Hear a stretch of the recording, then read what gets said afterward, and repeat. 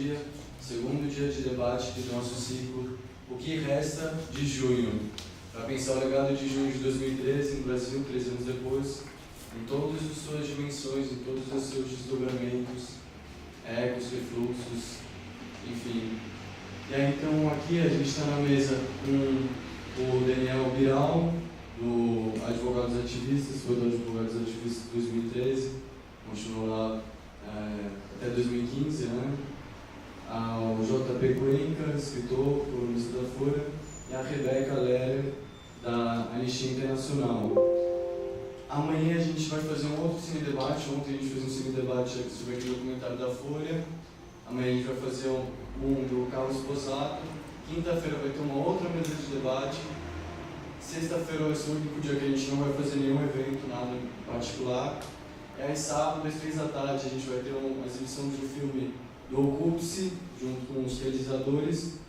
E às 5 da tarde a gente vai ter uma mesa com o Jean Tille e o Moisés Pinto Neto. Então não vou tomar mais tempo aqui de vocês, vou passar logo a palavra e vamos fazer esse debate, depois abrir aqui para discussão. E ontem também a discussão já foi bem proveitosa, já foi bem legal, depois da exibição do filme, bastante rica, muito produtiva, as ideias, tudo. Então deixa eu passar aqui.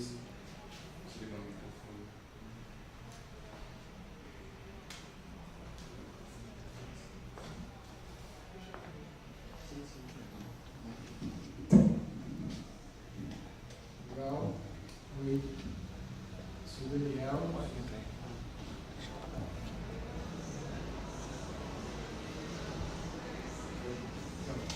Sou o Daniel, fiz Advogados Ativistas de 2013 a 2015, né? E assim, é bem complexa essa questão hoje do refluxo, do que a gente viveu naquele momento e como a gente está hoje, né? Poderia trazer, enfim, teóricos que já estão muito mais tempo analisando esses fluxos de esquerda, de direita, Chomsky, que diz muito sobre isso, como uma tentativa de abertura democrática ou de democratização, que ele diz, vai ter os seus reflexos, os seus impactos, né, os seus contra-ondas contra a população, contra o povo, contra os povos. Mas assim, acho que eu poderia trazer um recorte mais da minha própria experiência, a experiência pessoal de quem acabou aparecendo como advogado numa circunstância que por pura necessidade e sem o intuito de que eu me sobressaísse ou estivesse querendo tomar algum posicionamento. O que eu via era que eu poderia contribuir, de que forma? Com uma negociação em si, né? Eu sempre fui um cara voltado, ligado a instituições e corporações, e naquele momento de 2013 eu estava mais ligado à academia e ao estudo, porque eu estava tentando ingressar na magistratura, né? E naquele momento foi, para mim pessoalmente, que acompanhou o dia do debate lá na PUC, lá do IPL, né? Acho que foi na semana do primeiro ato, não lembro muito bem, mas teve um grande ato lá na PUC sobre o debate, estava tendo já em todo maio, já estava tendo, 10 anos, né?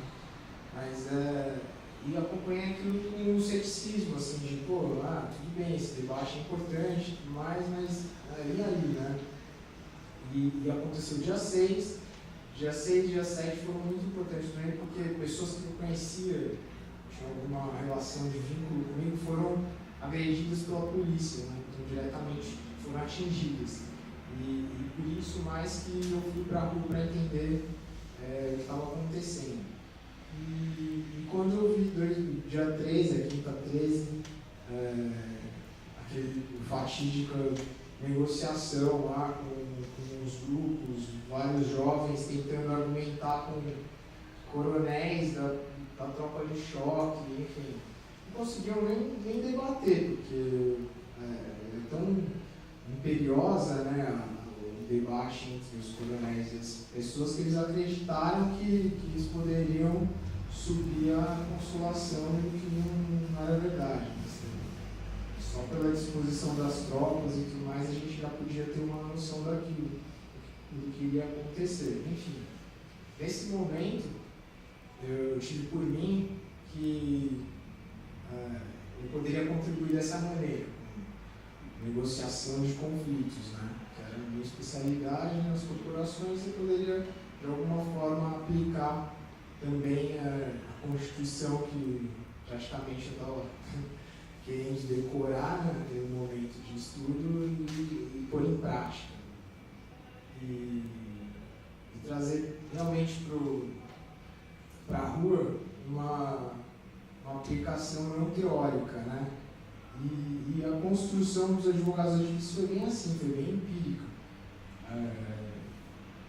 Na realidade, quando eu e um outro advogado, a gente se encontrou em umas manifestações em que eu já estava atuando com alguns detidos, a gente foi entender que para se comunicar com a grande parcela das pessoas que estavam indo às ruas, teria que ser por meio das redes sociais. E nisso já havia uma construção nas redes sociais dos advogados ativistas em si, né? Então a gente, colaborando com eles, inicialmente por meio virtual e depois se associando após o 7 de setembro lá, como um coletivo, né? Basicamente não, integralmente de homens, né? Jovens advogados, cada um com a sua especialidade e tentando, de alguma maneira, contribuir para que, como fosse determinado naquele momento, a livre expressão do pensamento fosse garantida, a construção democrática, enfim. E com um viés apartidário, que era aquilo que a gente tinha como premissa, né? Naquele momento, e assim, me mantenho assim, né? Porque além do MPL, do movimento dos 25 centavos, era uma questão um pouco maior da falta de representatividade que a gente estava vivendo e ainda vive, né? A gente vê hoje um pedido lá do Janot, e para mim, no meu entendimento, assim, desde 2013 e tudo que vem acontecendo, né, o que não está passando, todas as questões do não passarão, é exatamente isso, é um fluxo de ideias, de associações, de livre iniciativa da sociedade civil para construção de pautas positivas e que não se retornem nesses ganhos sociais que a gente teve em razão dessa desigualdade, dessa injustiça social que a gente sempre viveu no país. A gente está num momento de um conflito enorme, que é o que esses teóricos dizem, né? Está havendo fluxo, e para tentar impedir esse fluxo, há essas resistências, pode-se dizer que é de direita, mas eu também não gosto de categorizar assim, em questões políticas apenas, né? Porque é mais um fluxo ideológico movimentado por grandes interesses econômicos, fundamentalmente. E assim, enfim, posso contribuir com mais aí depois se vocês perguntarem, mas acho que a gente está nesse momento histórico, acho que já deu tempo para mim. Se vocês quiserem continuar, a gente abrir os debates, né, ficar me prolongando, acho que é bem por aí. Boa noite, obrigado pelo convite. Não tem muitas coisas aqui para falar nada disso. Eu não sei, eu queria falar um pouco do que não me interessa nesse momento, talvez, falar do que está acontecendo agora, das consequências de 13 de julho, 13 para agora, mas me interessa um pouco agora digo o processo político que a gente está vendo, mas me interessa um pouco talvez as consequências laterais de 13, porque eu acho que essas vão ser mais duradouras. Assim. Vou fazer uma breve retrospectiva do que eu acho que foi aquilo. Acho que a raiz daquela muvuca, para mim, sempre foi uma revolta de consumidores. Depois de um ciclo de poder que incluiu, que ofereceu cidadania às pessoas através do consumo, em que a grande interação dessas pessoas com o espaço público na cidade era como consumidor, eu acho que foi uma revolta de pessoas que estavam pagando caro por cidades que não funcionavam. Então, assim, de primeira, na época eu já pensava isso, hoje me parece também, que era uma revolta ideológica. Não tinha uma bandeira de esquerda ou de direita. Era uma bandeira de consumidores que estão putos porque pagam impostos, porque o ônibus é caro, porque a cidade não funciona, e a gente vai para a rua porque a nossa interação com o espaço público é como consumidor. Né? Nós somos cidadãos porque nós consumimos. E a minha relação com o Estado é essa. Esse sismo, até escrevi, que foi um terremoto psicossocial, assim, abriu uma fenda no Brasil. A gente está vivendo ainda os choques desse terremoto. Não tem o terremoto, tem aqueles outros, né, que vão. E eu acho que, se tudo der certo, vem maior ainda, eu espero. Mas eu queria abrir minha fala falando que eu acho que tem duas coisas que mudaram bastante depois do 13, que a primeira foi que, para muitas pessoas, muitos brancos de classe média, essa foi a primeira vez em que eles se viram diante da brutalidade policial e das arbitrariedades da polícia militar do Brasil. A situação de enfrentamento da PM na periferia, na favela, com a juventude negra e tal, era uma coisa completamente alienígena para essas pessoas que estão aqui. As pessoas podiam, às vezes, ler um canto de jornal, né? Ouvir falar, TV não dava muito espaço, mas nunca tinham vivido a brutalidade em primeira pessoa. No máximo, de repente, uma dura de madrugada, né? Aí o cara está sem documento, aí paga, né? Era o máximo que um branquinho de classe média, como eu, poderia ter passado. E de repente essas pessoas descobriram, olha que maravilha, a Polícia Militar Brasileira, que é uma instituição do Império construída com o objetivo de caçar e matar e perseguir escravos fugidos. E hoje continua perseguindo, matando e caçando os netos desses escravos, os negros brasileiros. Então, assim, foi como uma tomada de consciência de que isso existe, né? Então, assim, esse efeito colateral de junho de 2013 me parece super interessante. E eu espero que ele ultrapasse a crise que a gente está vivendo agora. Faz sentido o que eu estou falando? E isso eu acho que é muito importante. A outra coisa que ganhou muita visibilidade, que eu acho super positiva, são duas coisas boas, é que essas pessoas também, elas entenderam, olha só que maravilha, elas descobriram que a imprensa mente. Elas acreditavam, é muito louco, né? Elas acreditavam no jornal.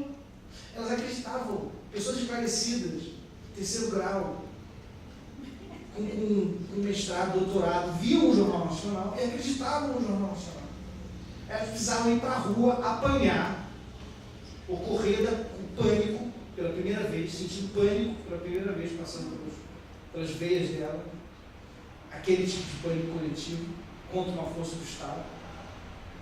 E aí não vê essa realidade representada na grande mídia, no Jornal Nacional, na Folha de São Paulo, no Jornal Globo, no Estadão. E aí, caramba, essa imprensa não me representa, essa imprensa é uma merda.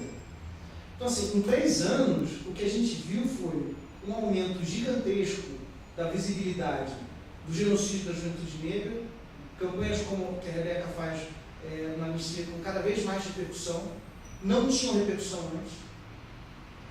Menininhas da Gávea, no Rio, com camiseta do Amarildo, tem 2 amarelos por dia, desde sempre. Agora eles têm uma visibilidade. A outra coisa é a crise de credibilidade da imprensa. Acho que ali realmente foi um momento que começou a virar. De 13 para cá, todas as revistas perderam assinantes, todos os jornais, a tiragem se reduziu. Hoje em dia o que a gente define a imprensa é um bando de destroços com umas colunas assim, que ainda ficam em pé. São poucas, né?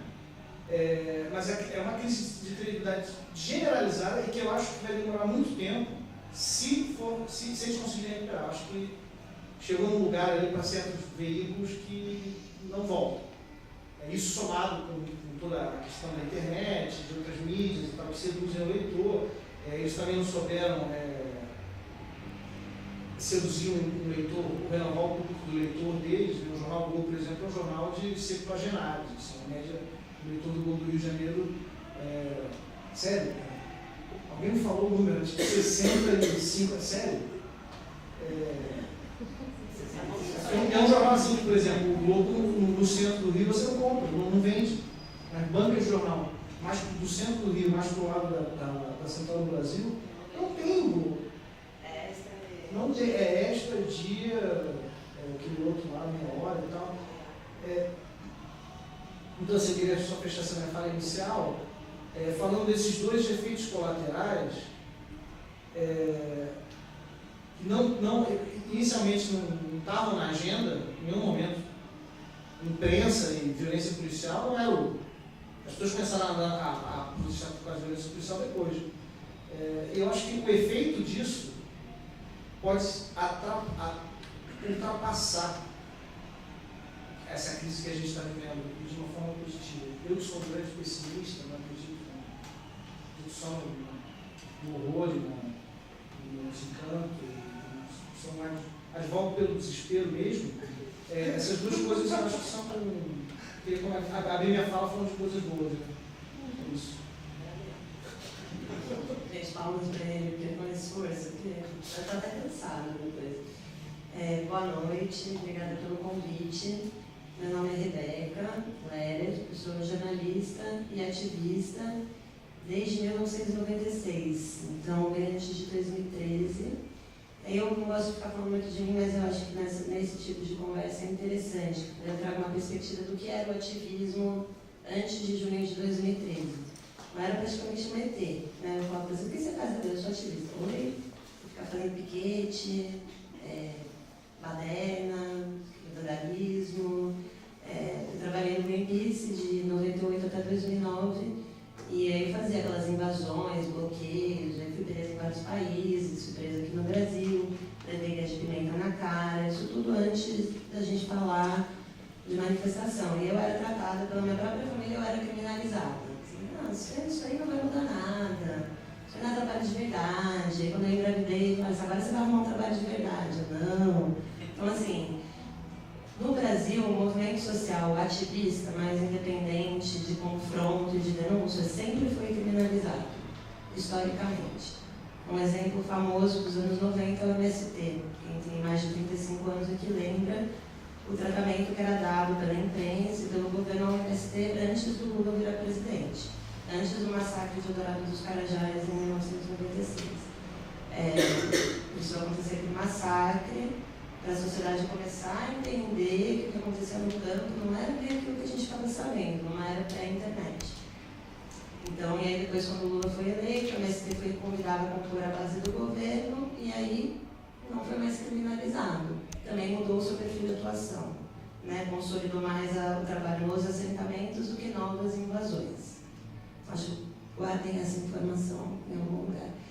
Então, quando eu comecei nesse rolê, tudo que a gente fazia era muito criminalizado. E os governos, eles não sentiam uma necessidade real de estabelecer um diálogo com a sociedade civil. Quando era o governo Fernando Henrique, era mais fácil, porque todo mundo era oposição. Então, tipo, se você queria fazer uma pressão no governo, não precisava do movimento social. Você podia juntar com os partidos de esquerda, pegava os deputados, senadores amigos, ia lá e falava, ó, vamos fazer uma aliança aqui porque a gente quer uma moratória na exploração do Mogno na Amazônia, porque não sei o quê, e a gente conseguia fazer uma movimentação e a coisa avançava ou não, mas a gente conseguia se unir como oposição. Quando o PT entra no governo, e eu sou anarquista, tá, gente? Eu não sou nem de direita nem de esquerda, não tenho partido, nunca militei em partido. Então eu falo aqui, estou sempre na oposição, porque as pautas que eu trabalho no Brasil, elas não têm uma base real. Então, mas ainda são pautas de minoria, tá? Então, só para deixar minha posição clara, não tenho preferência, eu ainda voto, mas é uma exceção, no momento que eu me posiciono só na hora do voto e o resto eu volto para a minha posição de oposição. Alguém tem que fazer isso.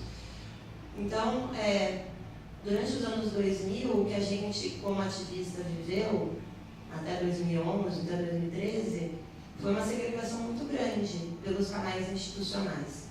Porque os grandes movimentos sociais, tipo a UNE, a MST, a CUT, eles vieram a compor a base do governo. Mudou a lei de repasse de dinheiro para a sociedade civil, e aí teve uma fissura entre o movimento social mais tradicional e as ONGs que estavam discutindo o modelo de desenvolvimento, principalmente quem trabalhava com o meio ambiente. Então, no meu caso, os piores embates que eu tive foram durante a primeira gestão do governo Lula e o primeiro mandato da Dilma, porque eu estava protestando contra obras como a usina nuclear de Angra 3, como Belo Monte, como as usinas do Rio Madeira, que são obras absurdas, né, hoje reveladas aí pela Lava Jato. Por que elas saíram do papel? Porque a gente falava que tecnicamente não fazia sentido, do ponto de vista energético não fazia sentido, economicamente não era viável. Por que a gente estava fazendo essas obras? Porque hoje a gente sabe que tinha um grande esquema de propinas e de empreiteiras e outros favorecidos que viabilizaram essas obras.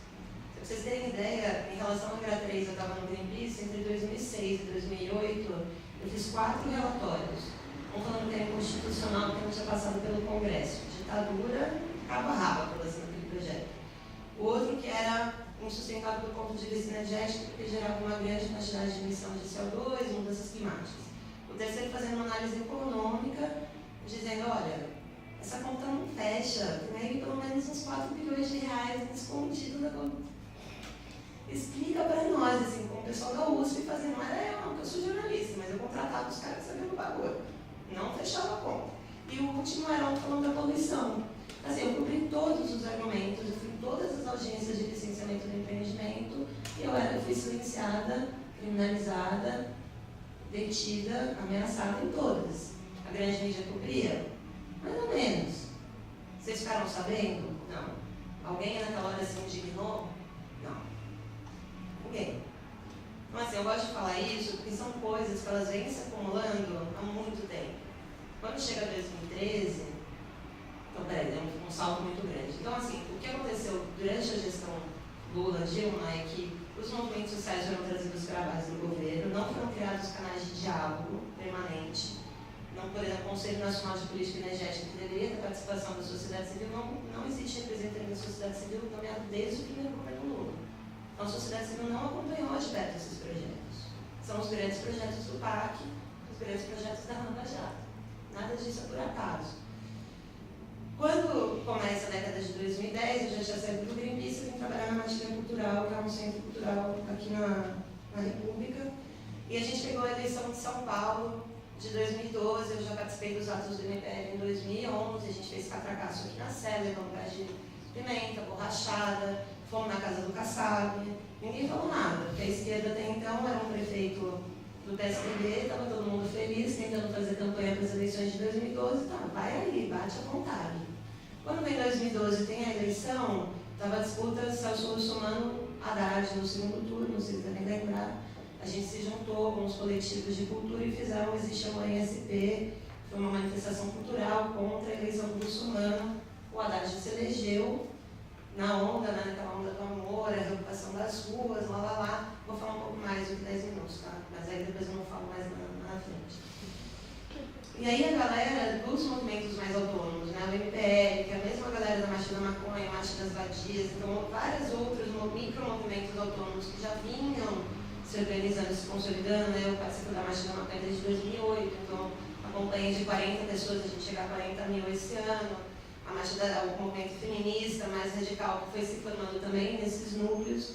Quando vem 2013, no primeiro ato do dia 6, foi no Parque Dom Pedro, a gente foi e já dava para ver que a coisa estava esquisita, assim, porque enquanto nos outros anos, mesmo pontualmente, a gente tinha apoio dos sindicatos, a gente vinha uma palavra de apoio também da esquerda organizada, aquele ano não veio. A gente foi criminalizado também por essa esquerda institucional e pelos veículos da esquerda, porque a gente estava dando porrada no Haddad por causa da tarifa.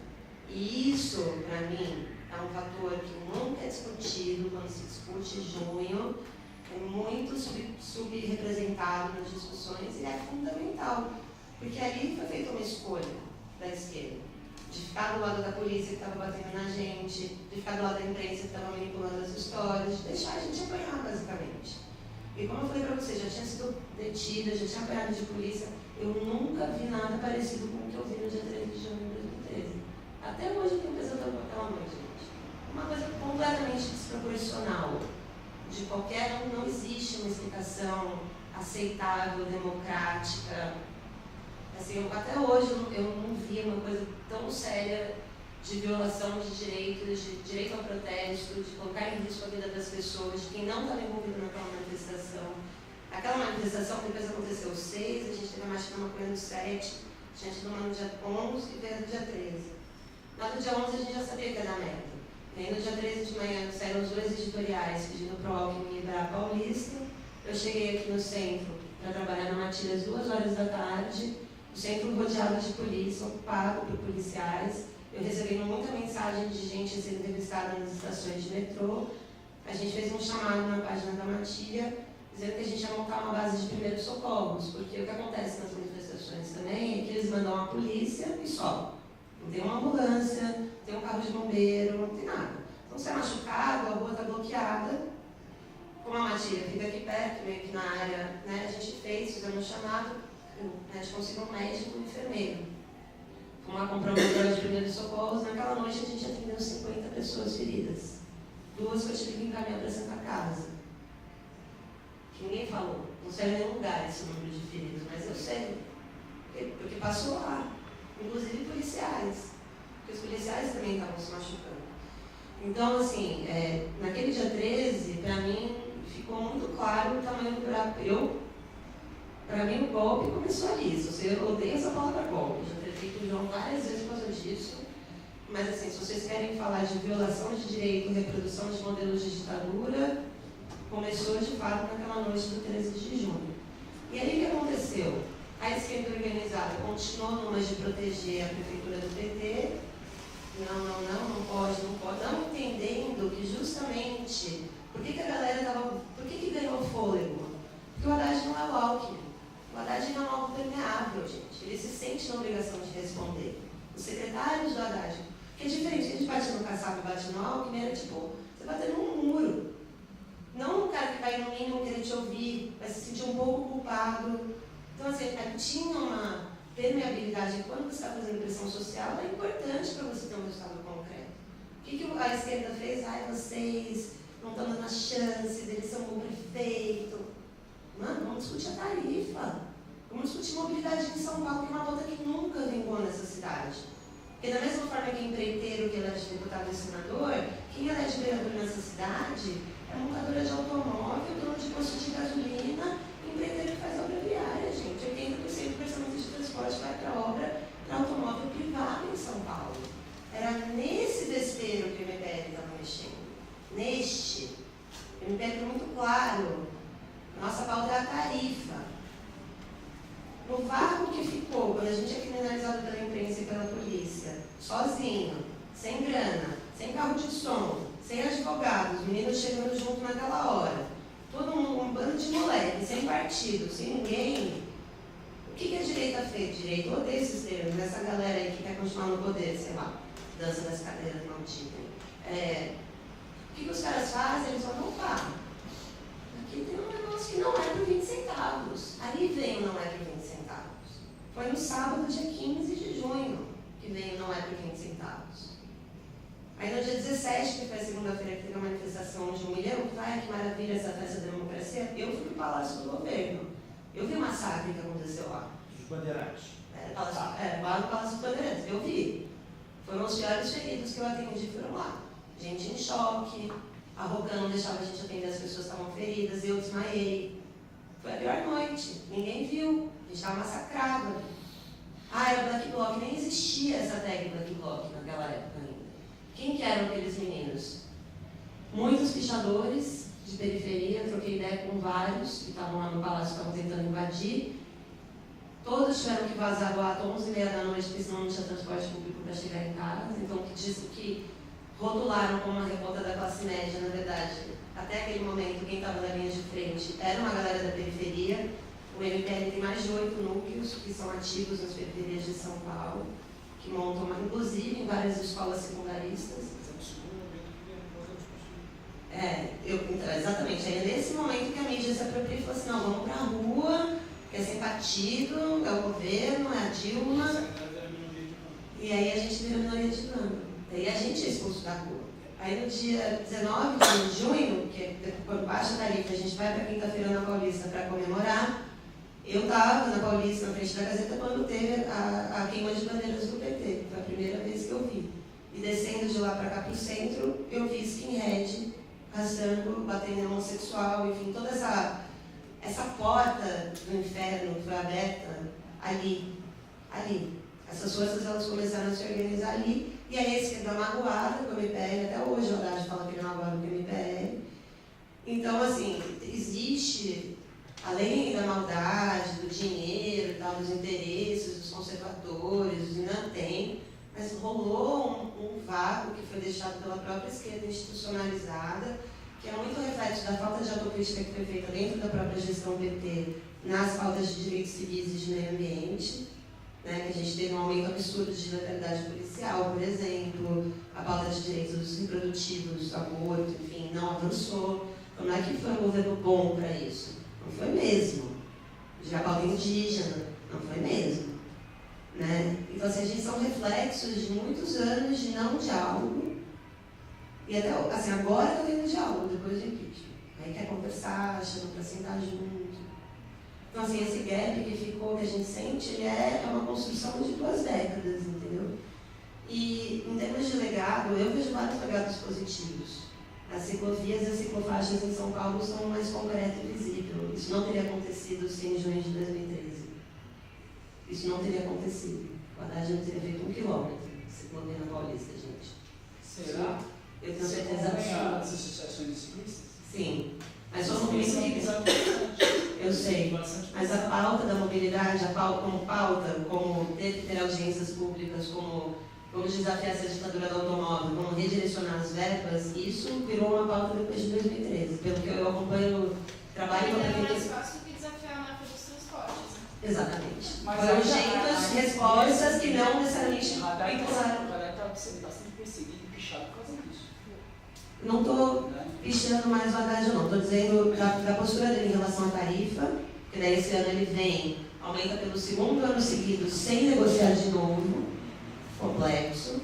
E aí, tipo assim, aí a gente vai fazer protesto na frente da casa dele e a gente vai estar taxado de fascista, né? Eu fui taxado de fascista porque eu fui fazer protesto na casa do Haddad. Agora, ir fazer protesto na casa do Temer, ok. Eu só estou colocando aqui que, do ponto de vista do ativismo, a gente tem que tomar cuidado com o que a gente chama de fascismo e o que a gente não chama de fascismo. Quando a gente expulsou a equipe da Rede Globo das ruas em 2014, por exemplo, nos atos contra a Copa, eu fui chamada de fascista.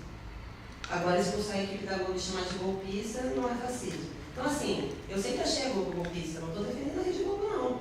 Eu só estou dizendo que, assim, vários dos argumentos que hoje são usados foram usados contra mim, que estava na rua e contra mim que estava em ação há muitos anos. E para mim, o que está rolando hoje é um reflexo disso.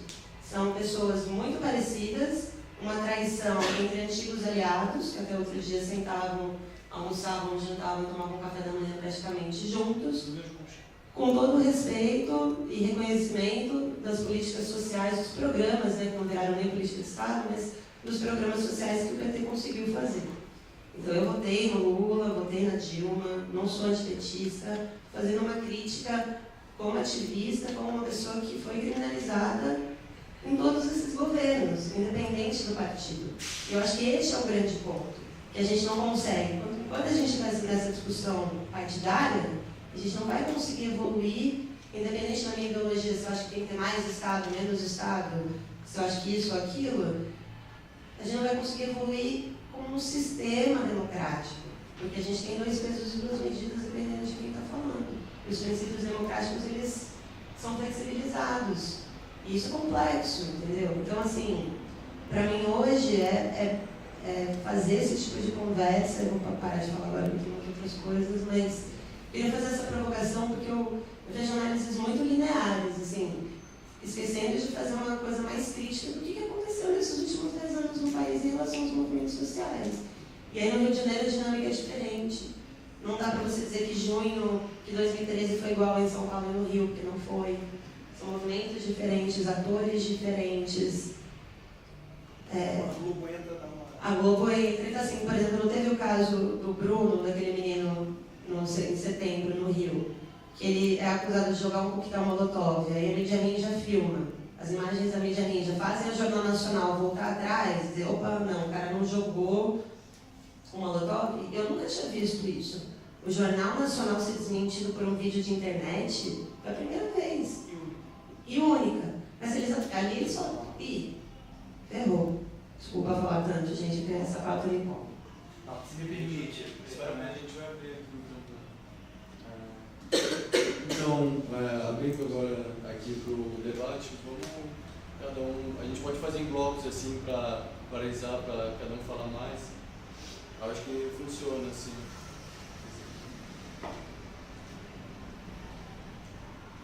Mas se fone? Talvez para gravação ali. É que assim, mas sem muita formalidade, sem nada, só. Não, mas eu ia até perguntar, né? Eu vou deixar para perguntar mais no final, para dar um breve comentário, que você falou essa situação da mídia ninja, que foi única, né? Nós tivemos essa situação do estudo coletivo, que quinta-feira já estava bombando no Facebook, a grande mídia estava num silêncio total. Quinta-feira eles arregaram e começaram a falar do estudo coletivo, né? Então, assim, não sei nada de junho, tá? Eu estava em São Paulo, corpo, mas minha alma estava em outro lugar por motivos pessoais.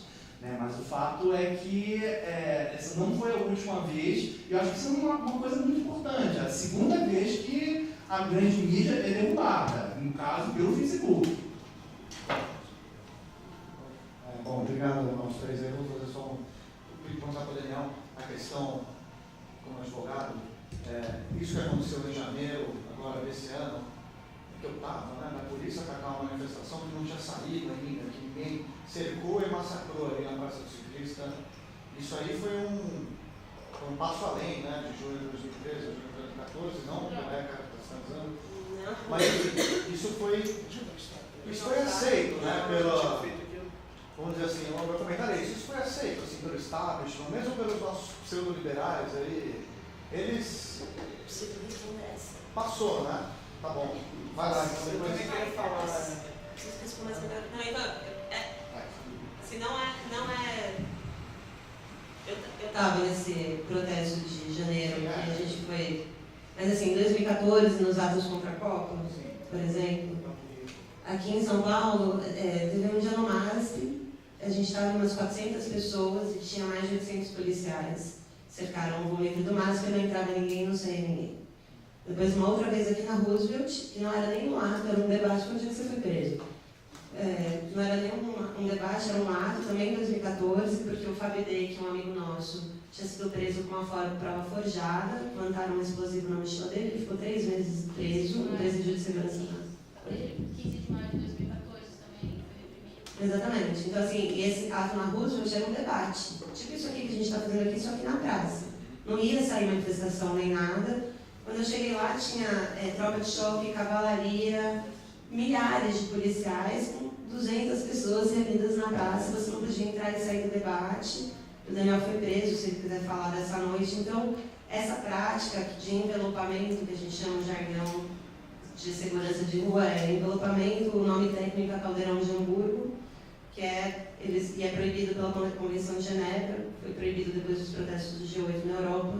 Mas a PM de São Paulo continua usando, que é cercar, não permitir que você saia, cria uma pressão moral muito grande, incita, na verdade, que haja um conflito para eles poderem fazer a dispersão com bombas.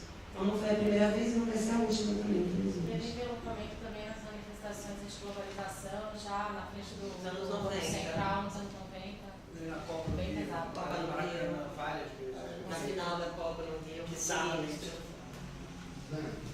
Todo mundo já respondeu, mas é Não, assim. mas o meu comentário mais até é a aceitação que isso Sim, tem, que pra mim, eu isso morava fica- fora, então eu não estava nos ativismos, enfim. Esse foi a primeira vez isso que é eu naturalizado. Não aconteceu nada, né? Ficou por assim mesmo. Isso é Isso é isso é mesmo. os editorialistas da Folha, nossos amigos, os jornalistas conhecidos, o pessoal do mercado financeiro que gosta de posar de liberal, para eles isso é. Eles não estão nem aí, né? Eles gostam. Não, exatamente. Isso. Manter a ordem, né? E a narrativa é sempre que alguns poucos vândalos atacaram a polícia É o e famoso isso confronto. justifica o... A Silvia estava nisso daí. Mas eu acho que a questão mesmo não é nem que a gente está. Eu estou tentando uma solução, uma resposta, uma saída há muito tempo. Eu estou desde a ditadura. Eu era adolescente na ditadura e já participava. E até hoje eu não sei onde que eu vou, nem onde que eu me sustento. Eu não me sustento nem no Greenpeace, eu sou mais anarquista ainda que você. Eu não me sustento nem no PT, eu me sustento. Eu aproveito essas estruturas. Porque nelas todas eu participei, nelas todas eu vi problemas. Então, assim, eu vejo que era uma saída. Eu vejo que na nossa casa tem a nossa própria família fazendo um complô contra a gente mesmo. Eu vejo que a coisa não é de cima, de baixo, de tudo que é lado. Então a única saída que a gente tem é começar a fazer esses debates, de fazer uma estrutura e começar a limpar a consciência das pessoas. E o que eu acho que o marco que aconteceu mesmo, real, de tudo esse tempo que eu vi, foi quando a internet e o nosso tomara que ela continue livre, começou a pessoa descobrir esse instrumento. Foi aí que a gente conseguiu a mudança, porque eu via totalmente válida essa manifestação que iniciou essa bagunça toda que está aqui, e acho que essa bagunça vai ser importante, mas se a gente não souber aproveitar essa bagunça que está agora, esses movimentos, a gente vai cair de novo num buraco fundo, vai voltar tudo para trás e ridículo. A gente pode transformar isso numa direção, mas a gente tem que aproveitar esse momento agora para a gente ver como você se organiza nisso tudo, porque não tem nenhuma estrutura de nenhum lado. Sabe, todo lado eu vejo falha, todo lado eu vejo comprometimento com interesse. Eu vi gente usar, por exemplo, na época que eu participava da Associação de Agricultura Orgânica, eu era membro da diretoria na época, usando a Associação de Agricultura Orgânica, porque na época estava tendo ênfase por causa do encontro internacional, por causa da ecologia, e a AO estava lá em cima, representando um monte de coisa, usando a AO como trampolim para se eleger na Penquis. Não estava preocupado com isso, com aquilo, com o outro. Então a gente vê essas coisas, esses egocêntricos que acabam representando o PT para fazer essa porcaria que o PT fez agora, que felizmente caiu no buraco. Eu fico feliz que isso desestruturou o PT e que vai ter que repensar de novo, sabe? Porque ele estava indo com uma direção que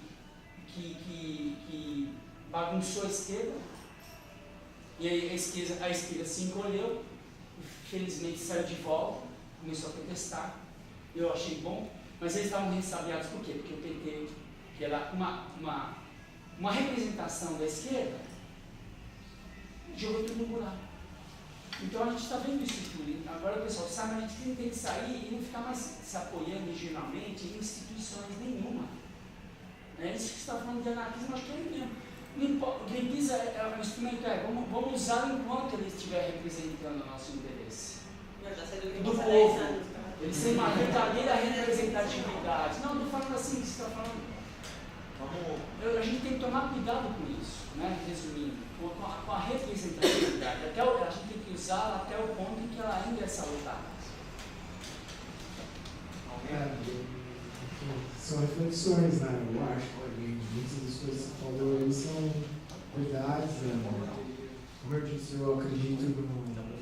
Nem gosto de falar qual é a minha vertente política, porque eu acho que todos nós somos protegidos pelo sufrágio universal, que é uma palavra linda e que permite que a gente vá lá, deposite nosso voto e não precise falar para ninguém, né?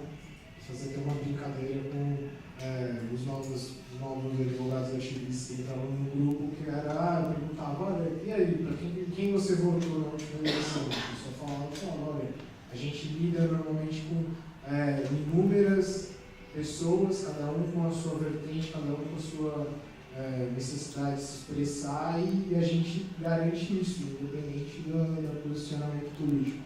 A esquerda, eu acho que eu tenho muitas ressalvas de falar de esquerda, porque períodos históricos, ciclos históricos demonstram várias coisas pra gente, então, mas com certeza o PT trouxe, da mesma maneira que trouxe o reconhecimento de vários grupos e movimentos, também essa coisa ideológica aí de partido, time de futebol, né, de entusiasmo pentecostal, sei lá, catarse, de que não se pode falar ou criticar.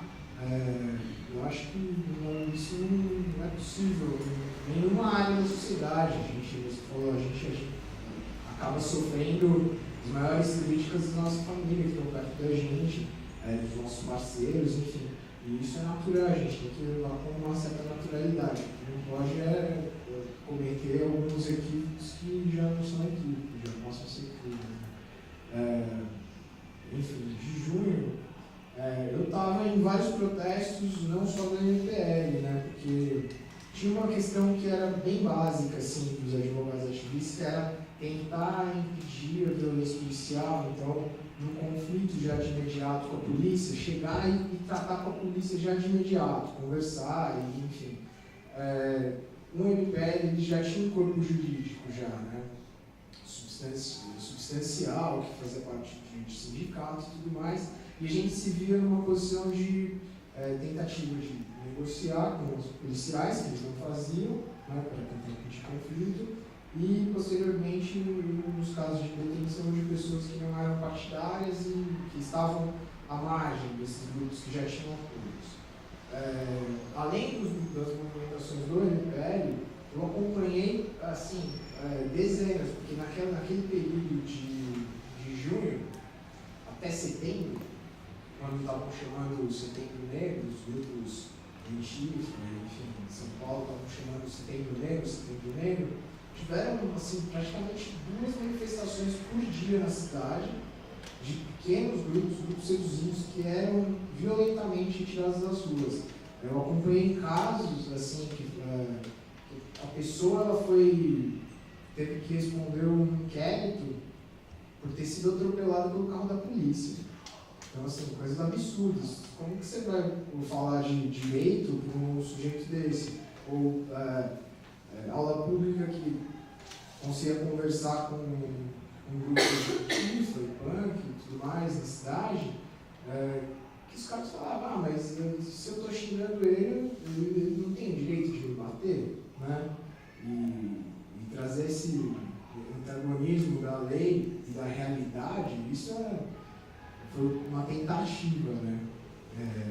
As redes sociais possibilitaram muito isso, a gente viu que a gente teve muita amplitude de rede social para debater, levantar alguns debates, questionar a Globo e outros, né? A gente publicou até alguns vídeos que eram demonstrando quão mentiroso era a matéria e tal, então a gente ia lá, depurava a matéria sobre principalmente o processo dos 23 acusados, ou o processo mesmo do Bruno, ou outro processo que teve até um colega nosso da Witness, que também foi detido, fez todo a gente tentava levantar todas as questões do direito de expressão e da manipulação midiática, mas ao mesmo tempo muita gente apoiando, divulgando, compartilhando, a gente vê que as massas a mídia em si, a mídia de massa, ela acaba atropelando de uma maneira que se sentir uma gota, mas é essa gota que eu acho que tem que ser a resistência, independente de quanto se sofra, que tem que permanecer dizendo essa verdade que acaba sendo o que nos move, né? O que moveu 2013, que foi uma catarse nesse sentido, e enfim, eu estou ansioso para ser desagradável. Eu queria lembrar, as pessoas estão muito querendo falar, pegando um pouco carona aqui no que eles falaram, é muito importante que a gente repita e se lembre demais do que aconteceu naquele momento em que os direitos das pessoas estavam sendo desrespeitados assim, em massa. E o ministro Cardoso, a Dilma, no Rio de Janeiro, o Sérgio Cabral, o Eduardo Paes, a PM, a Globo, o Jornal Globo, a Folha de São Paulo, o Estadão, todos juntinhos, a Veja, todos juntinhos, o Alckmin, todos juntinhos, o Haddad, juntinhos, assim, bem juntinhos, criminalizando os movimentos populares. A presidente Dilma Rousseff, ela foi na televisão falar de vândalos, de vandalismo, em nenhum momento ela falou de violência policial. Tinha vídeos, se solidarizava com a polícia, tinha vídeos, eu estava em Frankfurt, eu fui para a feira de Frankfurt sendo como, enfim, delegação brasileira lá, que o Brasil era para convidado, já passei abaixo-assinado, o Marta era ministro da Cultura, o Temer foi o que fez aquele discurso desastroso, e a esquerda, eu era um cara meio desagradável ali. E teve escritor que não assinou, e teve escritor que assinou e tirou o nome. Porque eu falava de violência policial, não abaixo-assinado que eu passei. Quer dizer, direitos básicos, a cara de pau desse governo, no caso ele fazia Globo News nessa época. Era eu brigando com a Globo News e com a Dilma. Ao mesmo tempo, e falava que vergonha no governo da Dilma Rousseff, que foi torturada, que foi militante da ditadura militar, você tem esse caso dos 23, você tem que estar acontecendo na rua. Como é que isso pode acontecer? Que esquerda é essa? Aí, na última semana de governo dela, o país publica a seguinte manchete: no ocaso, no final do governo, Dilma se aproxima dos movimentos populares. Porra! Ela tinha que ter tido essa visão em 13. Só recebeu o Suplicy agora, coitado.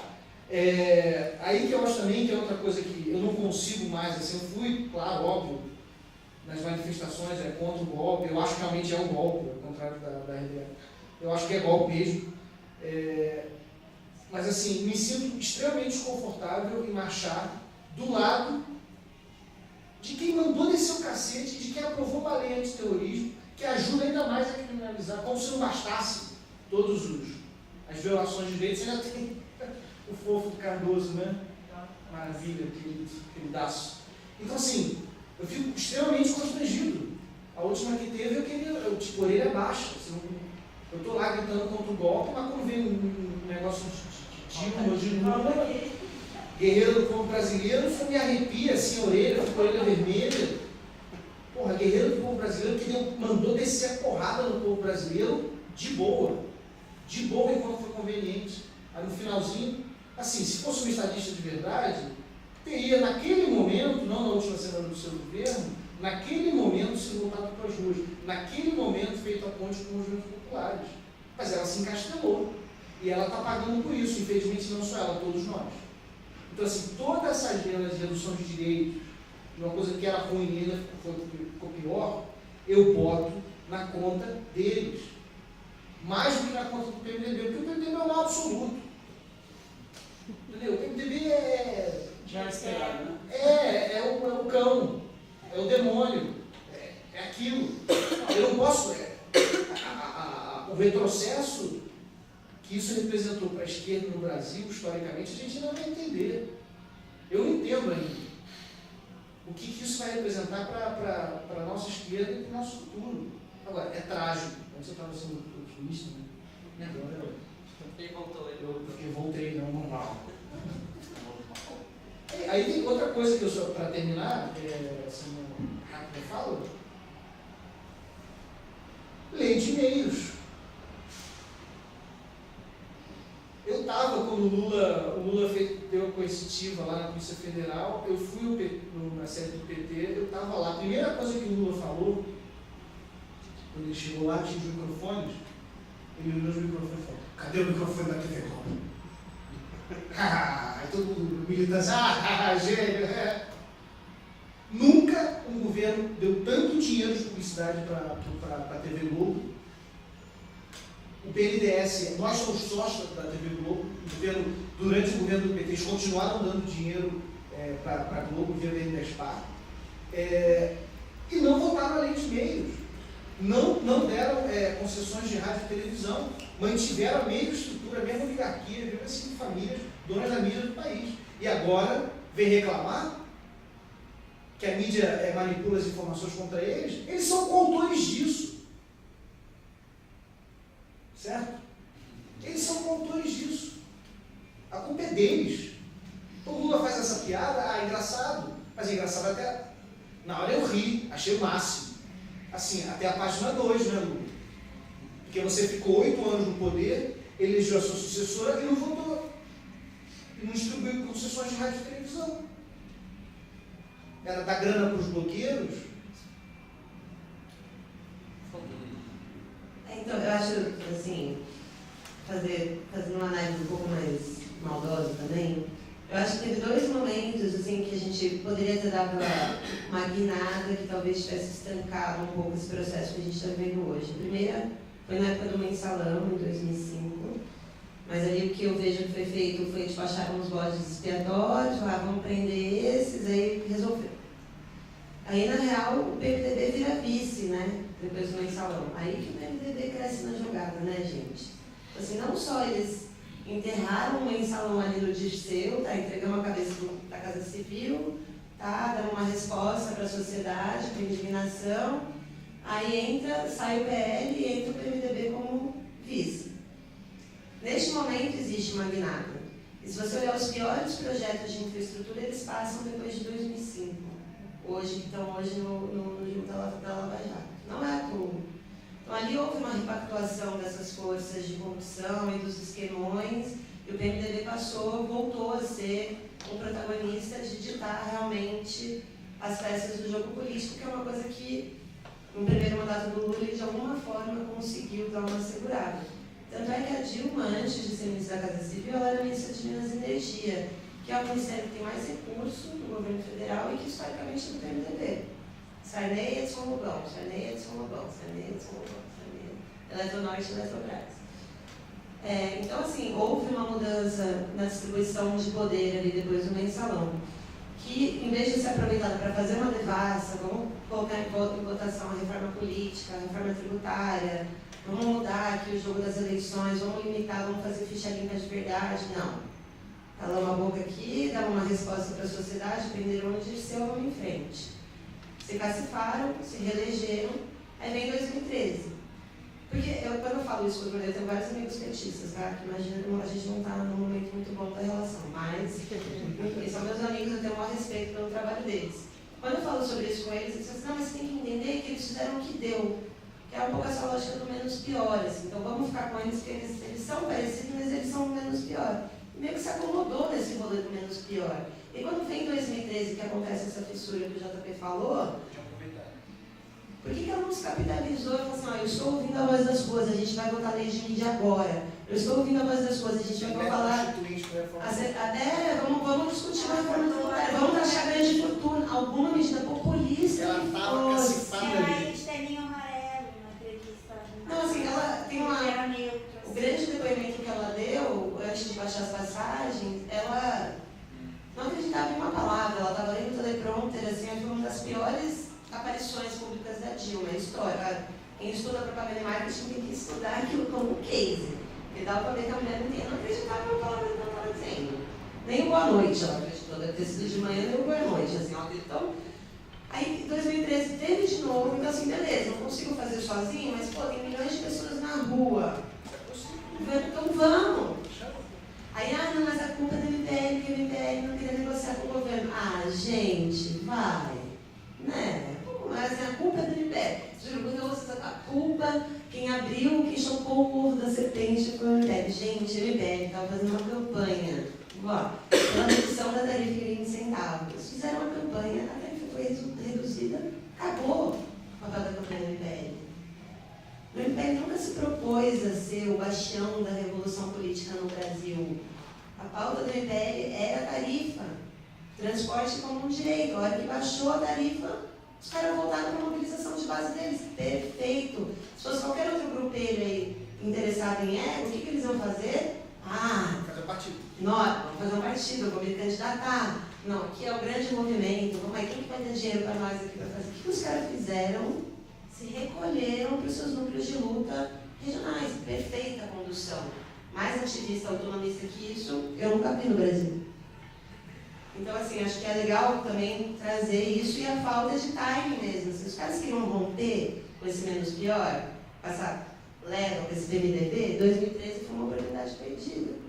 Em nome do quê? Da Copa do Mundo? A Copa mais corrupta de todos os tempos.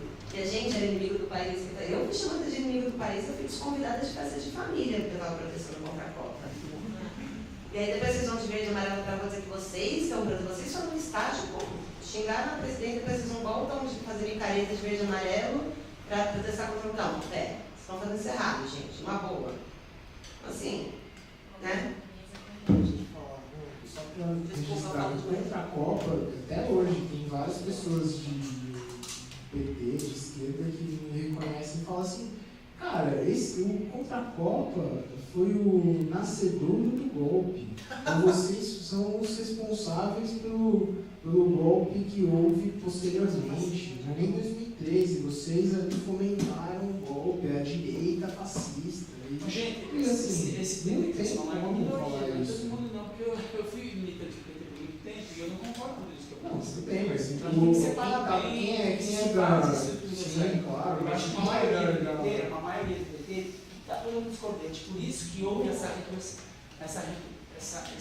Rachou o próprio PT. Rachou, graças a Deus, rachou que demorou. Mas o PT não parece que aprendeu nada, porque vai colocar o PMDB e só trabalhou tudo. Depois do que aconteceu. Essa elite babaca que se coloca como PT, aí não aprendeu nada, nunca quer aprender. Mas você pensa que depois do golpe dado, uma semana depois, em plenária, fechada, eles votaram pela manutenção das alianças regionais com o PMDB nas eleições de outubro.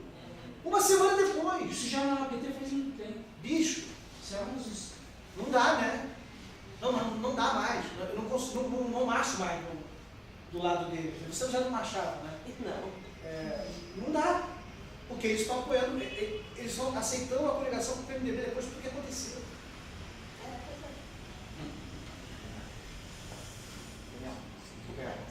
Não, acho que a gente pode fazer uma dinâmica mais anárquica mesmo. Mesmo em assembleia, sempre curtir mais, que todo mundo vai falando, é melhor do que...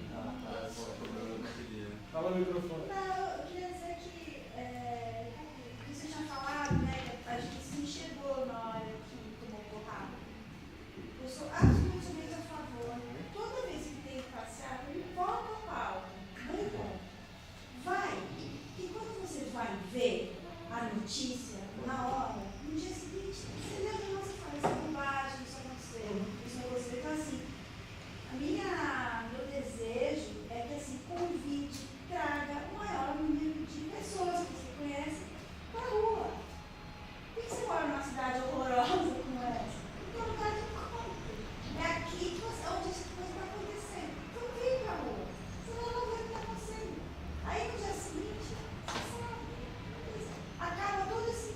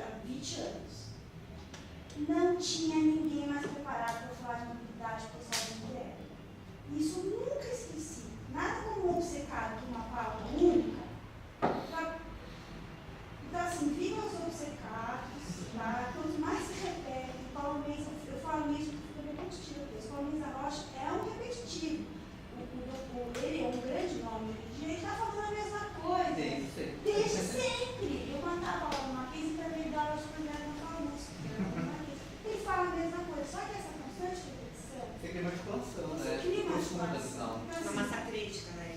Isso, seja repetitivo, fique com a sua pauta e vá pra rua. Tchau, vai dar certo. Vai dar? É mais otimista. Oi, eu queria fazer um comentário perguntando a respeito do discurso. Eu acho que isso que você falou chamou muita atenção também, mas eu já estava pensando, desde quando você falou que as pessoas letradas acreditavam no Jornal Nacional. E eu tenho pensado muito, eu estou na universidade, eu tenho pensado muito qual é esse lugar do discurso, da formação, do diálogo das pessoas. E por estar na universidade, muitas vezes eu falo para as pessoas, porque eu estudei isso, eu estudei aquilo. O celular, você acha que sabe o que você estudou? E as pessoas acham que elas estudaram, e muitas vezes eu acho que elas não estudaram, ou se estudaram, não têm a menor compreensão crítica, ou acreditam. As pessoas adoram dizer, eu não vejo nada, eu também não vejo a Globo, mas eu estudo o que eles falam, eu também não vejo assim o que eles falam. Então, eu acho muito difícil, eu acho que tem um desafio. Eles têm, qual é o lugar da formação e do diálogo? E tem termos cada vez mais chulos no jornal, e o jornal virou grandes sacos de pancadas de um de outro, tem algumas colunas pendentes, como você falou, e nesse lugar de estar na universidade ter um mínimo de... Eu acho que a palavra ganhou um poder muito grande e ao mesmo tempo um despoder, porque na internet todas as palavras têm poder. Eu quero falar uma coisa sobre isso, posso? Só rapidinho. Eu acho que informação, assim, tem coletivos de imprensa independentes que são super interessantes para a agência pública e tal. Uns super comprometidos com certas forças, né? Tipo Mídia Ninja, e outros mais independentes, jornalistas livres, enfim, você tem que saber filtrar, mas eu acho que a gente tem lugares para se informar e é por aí. E imprensa internacional, jornais novos como o Nexo, é o País no Brasil, BBC, cara, New York Times. Já me fizeram uma pergunta assim, como é que tá, é muito difícil para explicar para os estrangeiros, os estrangeiros não estão entendendo nada, né, no Brasil. Não, os estrangeiros estão entendendo muito melhor do que o brasileiro. Porque se eles leem o New York Times, o El País, o Guardian, o Le Monde, eles estão entendendo melhor, entendeu? Tem isso, tem que recorrer à imprensa internacional. E diálogo é esse lugar aqui. Eu não acho que a internet é o lugar do diálogo, não. A internet é o lugar da propaganda e do proselitismo assim, massivo. As pessoas ficam gritando os loucos, tentando convencer e vender coisas. Eu acho que o diálogo Eu discordo totalmente dessa última coisa que ele falou. Mas assim, falando do poder da palavra, acho que tem um exemplo clássico, né? Ele falou do ato do MBL em janeiro desse ano que a polícia não deixou sair da Paulista. Vocês lembram quando o MBL ocupou a frente do prédio da Fiesp esse ano e ficou mais de 24 horas bloqueando a Paulista e a PM não fez nada? Por quê? Porque não tinha um vândalo, gente. Você lembra da imagem deles bloqueando na rua? Então, não tinha um vândalo. Como é que a polícia ia justificar que ia tirar o pessoal à força se não tinha um vândalo lá? Já pensou que difícil? Então, assim, uma palavra, uma tag que foi colada, e a polícia que diz qual é o movimento que tem vândalo ou não. Dependendo de quem está convocando, eles sabem, eles seguem os grupos. Então, se são grupos mais autônomos, ligados a pessoas do MBL, que eles já seguem desde 2013, eles estão lá com o Robocop. Não tem. Então, só deixa eu não teve, essa missão na MPL, não teve antes, eles não conseguiram filtrar a gente nos outros movimentos que eles fizeram. O MBL? Não, esse o Brasil Livre ou o MBL passivo? Não, não é o MBL, desculpa. Aquele movimento do êxito, eles colocaram um monte de infiltração, eles poderiam ter infiltrado, eles não quiseram infiltrar, na verdade. Bom, infiltrado só tem policial. Então. Muitos nos atos, muito policial infiltrado, virou técnica mesmo, já deu o policial para ele incitar confronto e justificar a repressão. Isso é. A gente já chega, já sabe, né? Que policial a gente desenvolve um faro, assim, à distância. Mas o que eu quero dizer assim, essa palavra, vândalo, serviu de desculpa e virou, assim, essa galera que a gente pode acusar de vândalo, então a gente pode ir lá, é secundarista, é autonomista, nananã, tem pichador envolvido, é vândalo, vamos lá. Aí eles mandam a polícia, é micareta, verde amarelo, é amigo da PM, ou tá ligado a sindicato, tem carro de som. É muito estranho, não tem um critério claro. falho. O critério certamente não é o direito à manifestação, que é o que deveria ser se a gente fosse uma democracia. Então, sim, o discurso tem muito poder e na internet a gente perdeu o controle. Eu acho que essa perda de controle é muito positiva. Eu sou uma otimista revoltada, eu acho que ela é mais positiva do que negativa se a gente souber aproveitar. E o que eu acho é que a gente, como sociedade civil, a gente não sabe aproveitar ainda. É tipo um parquinho de diversão, só que todo mundo está no jardim da infância ainda. Então, anda rápido demais no gira-gira, vomita, sabe? Sai como baixa a cabeça, cai no quebra-quebra, sabe? Tipo, briga no areal com o amiguinho, leva o cachorro faz cocô no meio do lugar todo. Assim, é isso. Todo mundo já vem da infância com tamanho de mala, que não sabe conviver em sociedade, vomitando ódio. Mas eu vejo formas de você hackear e abrir espaços positivos. Eu sou colaboradora do Quebrando o Tabu, por exemplo, que é uma página totalmente independente.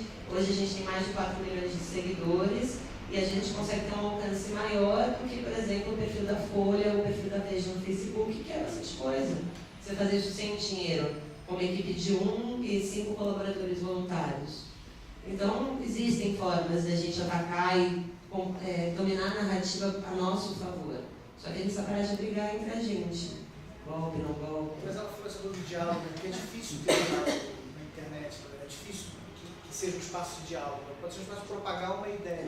Mas até um debate Eu não vejo como um espaço de diálogo no sentido de você aprofundar coisas. Mas o Facebook hoje é o maior portal de notícias do mundo. E o impacto que a notícia tem... Se eu recebo um link de um amigo meu, tipo assim, se o JP posta um negócio, eu vejo na timeline dele, eu respeito o JP, eu falo, pô, vou dar uma olhada nisso aqui, porque foi o JP que compartilhou. Ou ele me manda um negócio no inbox, eu certamente vou abrir. É diferente de eu entrar na home do UOL e ver aquela mesma notícia perdida na home do UOL. Eu não vou dar a mesma atenção, que é o que a gente chama de peer-to-peer. O que aconteceu na roda de bar antigamente, ou depois do capítulo da novela, sentava todo mundo na mesa de jantar para repercutir, hoje acontece esse nível de profundidade, só que digital. E o anonimato facilita para os malas, para os trolls, desoarem seu ódio. Eu acho que isso se combate a gente com discursos concretos, construtivos, inteligentes, com informação e conhecimento. Entendeu? A ignorância se combate com conhecimento. Boa. Você quer fazer um comentário? Ele quer fazer uma pergunta ali? Oi, boa noite. A minha pergunta é bem simples, alguém da mesa se puder responder. Qual é o posicionamento do comando da PM, questão das manifestações e tudo, dessa repressão? Queria saber como, se alguém sabe me responder, qual é o posicionamento da PM, o que eles respondem? Então, a PM, se você está de preto ou levantar uma bandeira preta, você é identificado imediatamente como extremista. Não tem ideia. Você é extremista e você vai ficar sendo monitorado e em dado momento é aquela pessoa que eles vão para cima. Isso acontecia nos caldeirões lá, que eles iam para cima daquela galera, nem era eles que estavam quebrando, mas vai para cima deles porque eles são os prováveis parceiros, enfim. se tem a pele preta também, né? Se tem a pele preta, pior ainda. Pele afro.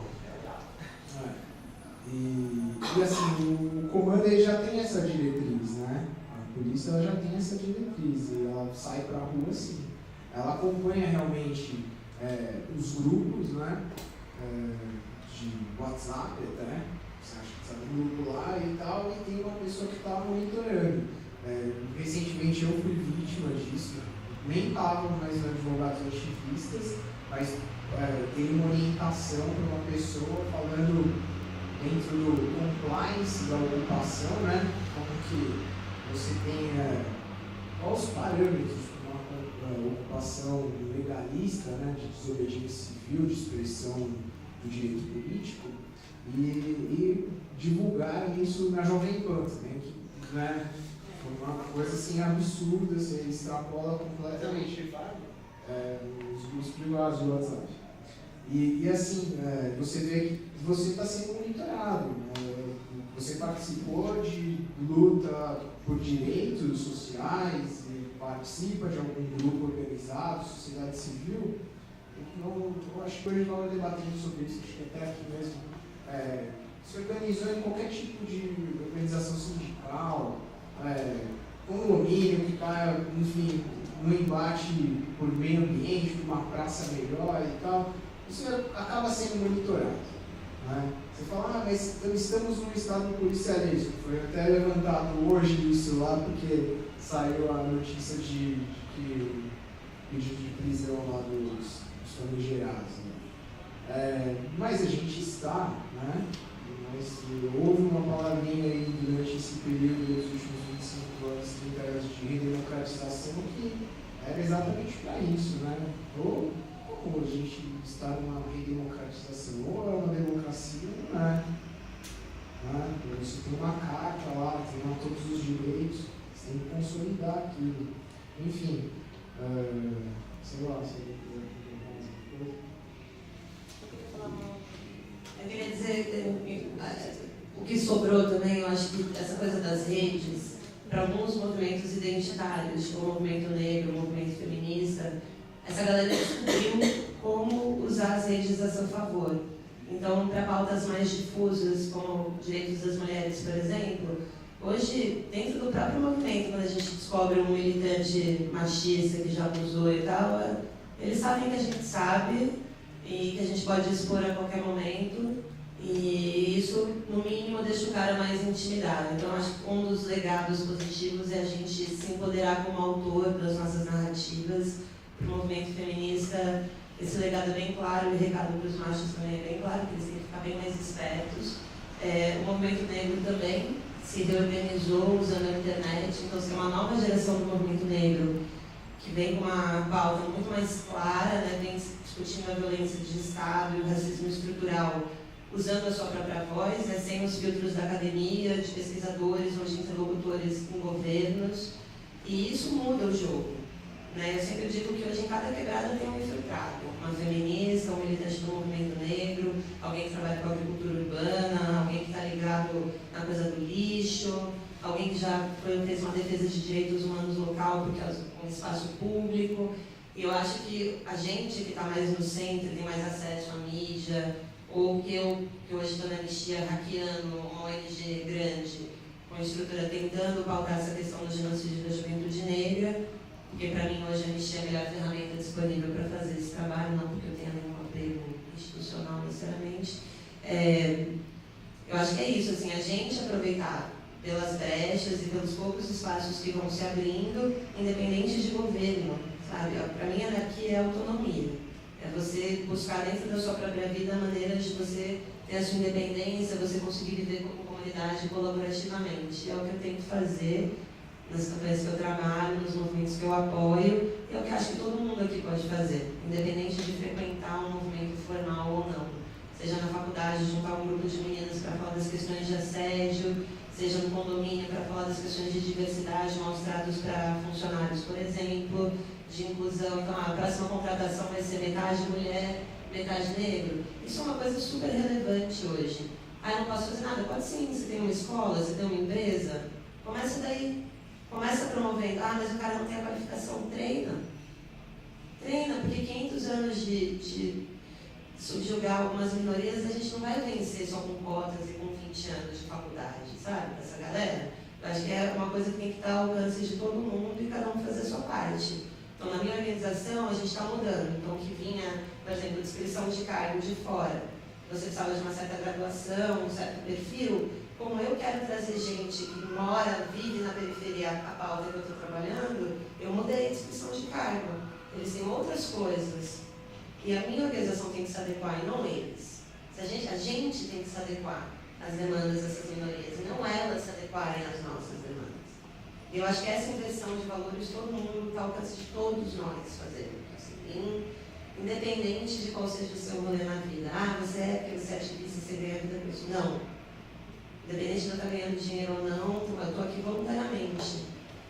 E eu faço tudo o que eu posso. Eu acho que é um pouco essa pegada. Não adianta ficar nessa carência, o país está derretendo, o que eu vou fazer? Não, vou para a luta. Cada um do seu jeito, no seu quadrado, já é uma paralisia meio piegas, isso, mas é real. E vamos se encontrar de novo, né? Também tá bom, ajuda. Estava pensando na sua fala, tem uma terceira coisa positiva, para também não ficar tão desesperado, que é justamente como houve esse vácuo esse abismo gigante entre o que estava acontecendo e o que era representado nos grandes meios de comunicação, aí surge a mídia ninja e as outras mídias de celular, contando em primeira pessoa no calor da cena o que estava acontecendo. E esse modelo de narrativa, ele é replicado para dentro das favelas ocupadas pelo PP, para dentro da Maré ocupada pelo Exército. E aí, para eu entender o que aconteceu na manhã, que teve um tiro lá na Maré, eu vou no Facebook, da Maré Viva e tal, eu vou lá, é a primeira fonte, porque não vai sair no Globo, se sair vai sair errado. Então, assim, isso é super revolucionário, de que é como se essa democratização da mídia que o governo do PT não fez, ao contrário, fortaleceu as oligarquias e por isso se deu mal, porque achou que poderia dançar com elas e com a banda, ela aconteceu por causa da internet. E aí você tem uma ameaça gigantesca sobre isso, olha só que coisa, que é a história da banda. Por que eles querem limitar a banda? Não é por causa de dinheiro das operadoras, é porque isso tira acesso e controla e censura essas vozes nesses lugares. É só por isso. É só por isso. E se bobear, vai passar. E aí aquele cara que está lá no meio do tiroteio, lá no Alemão, que eu via lá em casa, e sabia, ficava tudo, botava no meu Twitter, não sei o que lá, e as pessoas viam, era uma denúncia que tinha uma repercussão, aquele Estado policial se consolida e cala essas vozes. E o que você acha que a gente pode fazer para começar? Porque isso é uma preocupação grande minha. Eu acho que uma hora eles vão dominar esses canais. Porque está nos permitindo tudo isso que está acontecendo. O que você acha que a gente pode fazer para reverter isso? É porque eu não consigo entender. Eu de primeira, assim. Não, mas é uma responsabilidade nada no meio de comunicação livre. Não, de tudo, né? Lemos e a Luísa Erundina, são duas pessoas. Não, eles são pessoas. Eu estou falando de instrumentos mesmo. Sai no Facebook. Não, sai de jeito nenhum. Uma pequena confusão atrelada a isso. Se o governo, se efetivamente a Dilma voltar, até há essa chance, tá?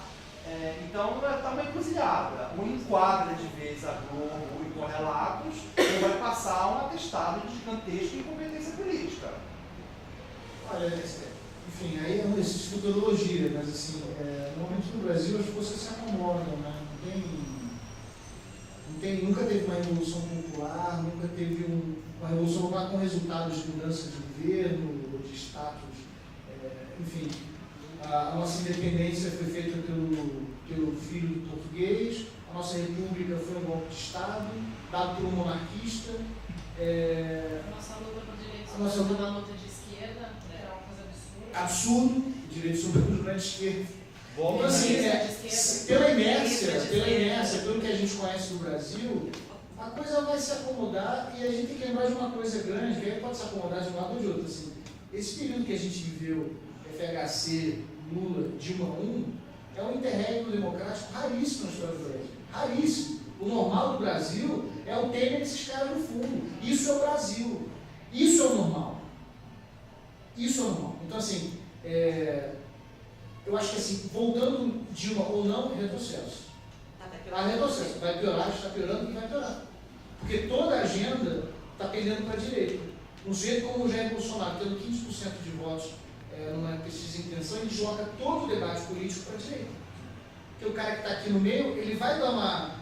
Ele vai querer ser... pior aqui, né? Ele vai querer dar uma... Então, assim, o menos pior vai ficar ainda pior.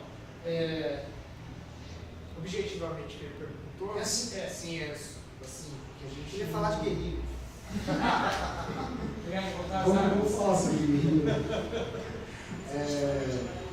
Objetivamente, o que você perguntou, falando do retrocesso, acho que o que a gente tem condição, necessidade de impedir é o retrocesso do Marco Civil. Tá?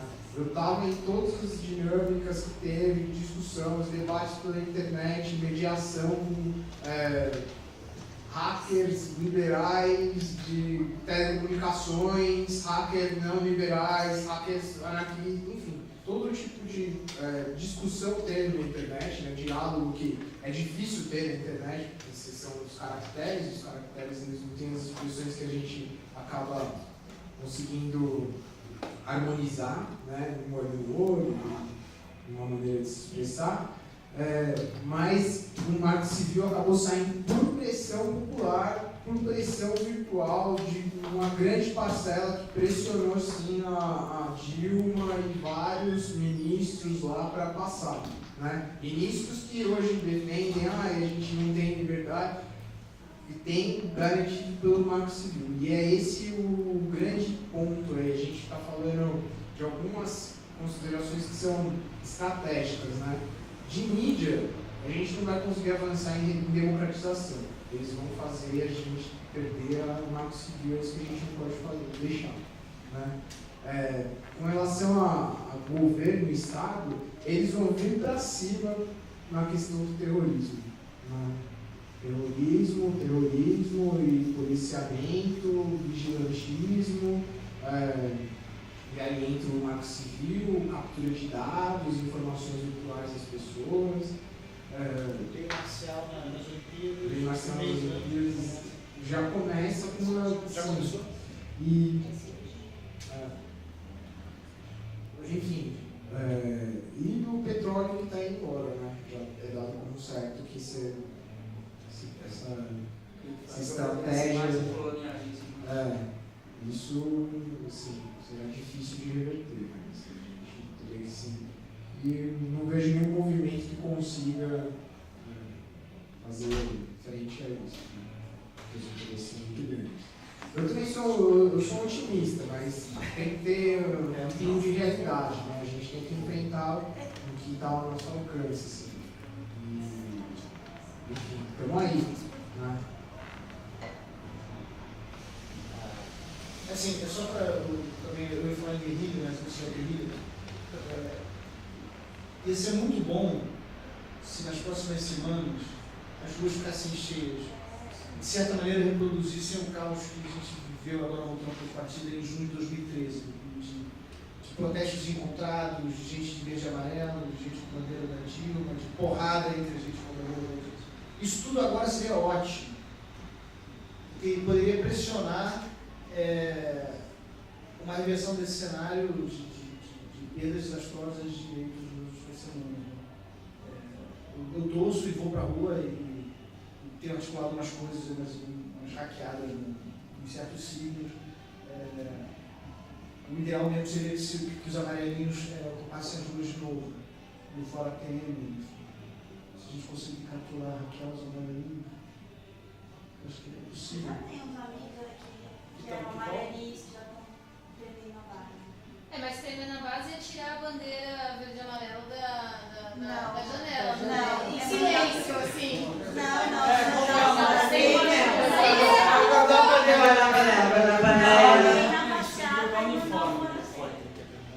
Aliás, a gente podia ter proposto. Daí já é revolucionário, não é criminal.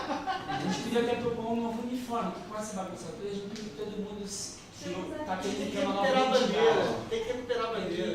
Tem que, não sei, trouxe ranços vermelhos e trouxe ranços verde e amarelo. Então a gente não sabe para onde vai. Oi, João Paulo, os manifestantes pelo impeachment, eles marcaram 13 de março. Eu falo para vocês aqui, pessoal, com 4 meses de antecedência, mobilizaram, armaram tudo, o Moro vazou a gravação.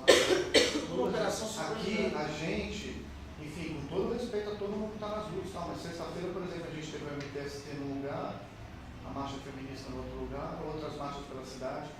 O que não é uma crítica a essas pessoas que estão nas ruas lutando, mas está faltando liderança, alguém para chegar, gente, 3 de julho, sábado, todo mundo vão derrubar o Temer. Falta quem que faz esse papel? Não sei. Tem agora na sexta.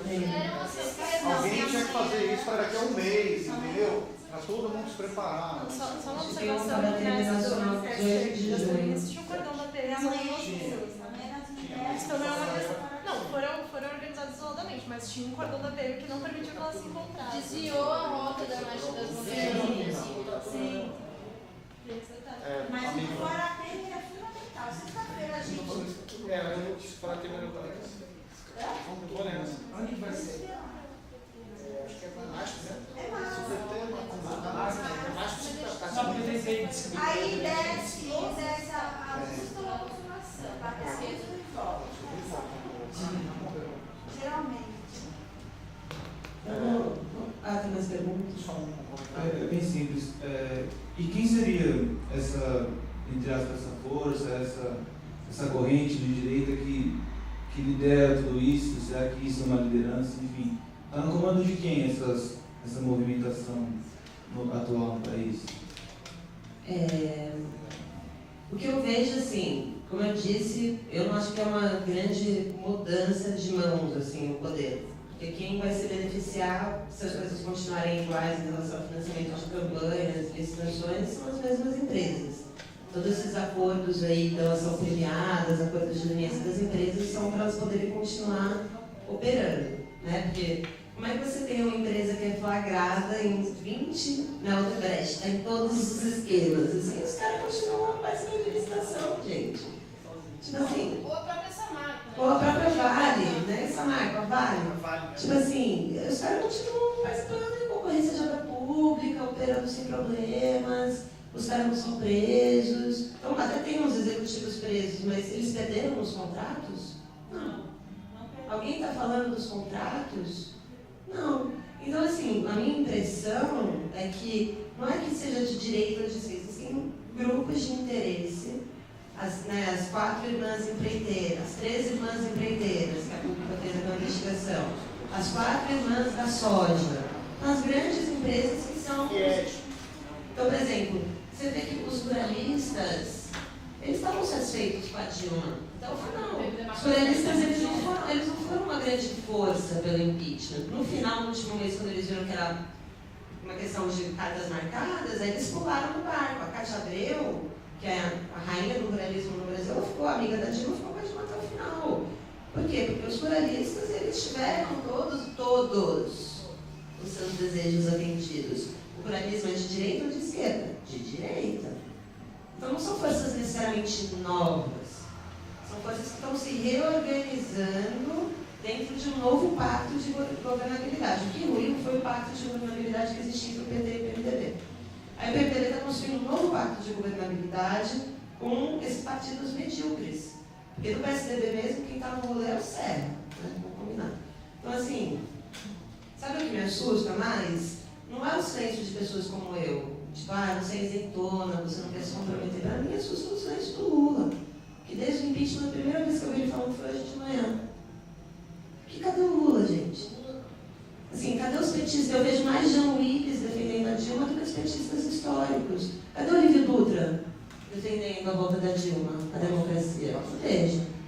Então, assim, cadê a Dilma? Por que a Dilma ela não dava entrevista, gente, antes dela sofrer impeachment? Ela não dava uma coletiva, ela não recebia jornalista, ela não prestava contas à sociedade.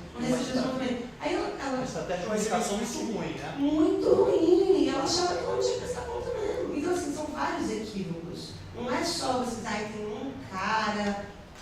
Existe. São grupos de interesse que não estavam sendo plenamente contemplados, que olharam aquilo, tem um sentimento forte anti-PT, que vem sendo cultivado desde o mensalão. Aí, sim, por grupos claros, tipo a Veja, claramente, né? Se você pegar e fizer uma busca nos textos do Reinaldo Azevedo dos últimos 10 anos, você vai ver que 80% lincham o PT e criam um forte sentimento anti-PT.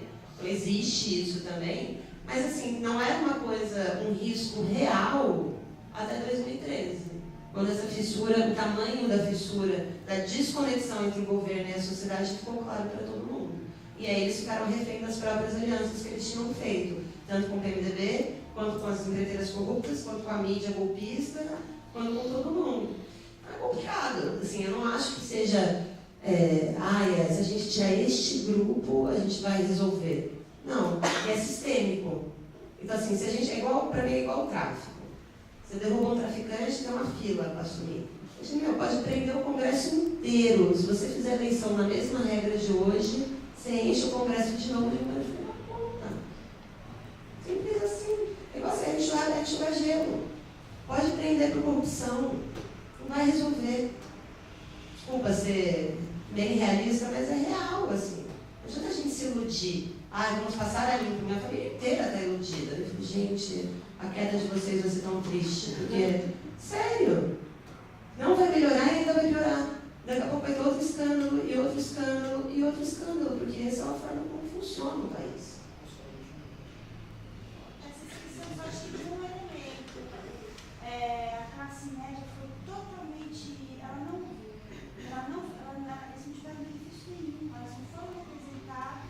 Então é isso que eu queria falar. E aí, cara? Aí a gente volta pro Aristides Lobo, que no dia da proclamação da República escreveu aquela crônica clássica do jornal, e o povo assistiu aquilo mais uma vez bestializado, como se não entendesse o que estava acontecendo.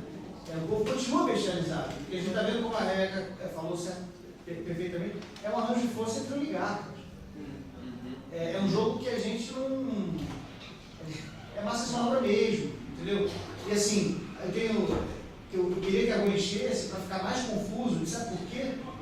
Toda a minha crueza realista aqui, é porque os cientistas, os anarcocapitalistas, o capital, a bolsa, eles não querem bagunça. A minha esperança, olha que loucura que eu estou falando, tá? Esses caras para mim são um cão, para que eles morram, enforcados nos seus fundos de debênture lá na Suíça. Mas assim, a minha esperança agora são eles. Porque se o Brasil fica estável demais, e eles entendem que não é jogo, que esse governo Temer não é jogo para eles, a gente está vendo que a bolsa continua caindo, o dólar está em tendência de subida ainda, pode acontecer porque o que eles fazem? Eles tocam as suas conexões na imprensa, eles movem os seus pauzinhos. Esses são os caras que estão... E a gente... Eu fiquei aqui torcendo para a rua, olha só que triste esse momento. Eu fiquei torcendo para a rua encher, para um cara lá em Nova York, lá em Frankfurt, para um analista de risco falar, puta, o Brasil está uma bagunça, né? Essas pessoas ali tacando fogo na rua. Esse governo, acho que está mais desolhado que antes. Puta, de repente... Minha esperança está aí. A minha esperança está em que um dia a gente construa Isso é guerrilha, em que as pessoas se envolvam, façam mudança. Não está no DNA do Brasil. Porque a gente não depende do O DNA do Brasil é de negação e de... O Brasil é um país que não se enxerga, né? Não se enxerga, não enxerga o seu passado de escravocrata, não enxerga o seu passado de genocida, não enxerga o seu passado de estupro. Ou seja, nós temos um país que tem 500 anos de estupro.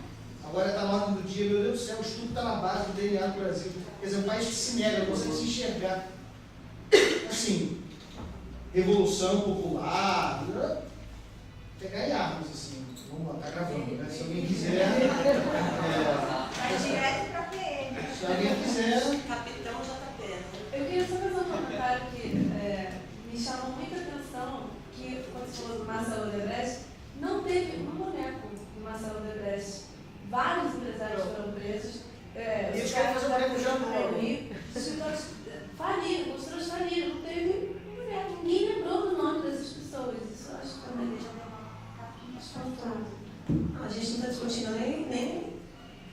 A gente está discutindo as obras, gente. Enquanto o estudo acontece, está provado aí que o Belo Monte, uma cacetada de fraude, um projeto absurdo de todos os ângulos que eles deram licença de operação para o negócio faz um mês. A Dilma sobrevoou de helicóptero 3 dias antes do impeachment e tweetou que era o maior legado dela. Esse é o meu verdadeiro legado. Belo Monte, o etnocídio do Xingu.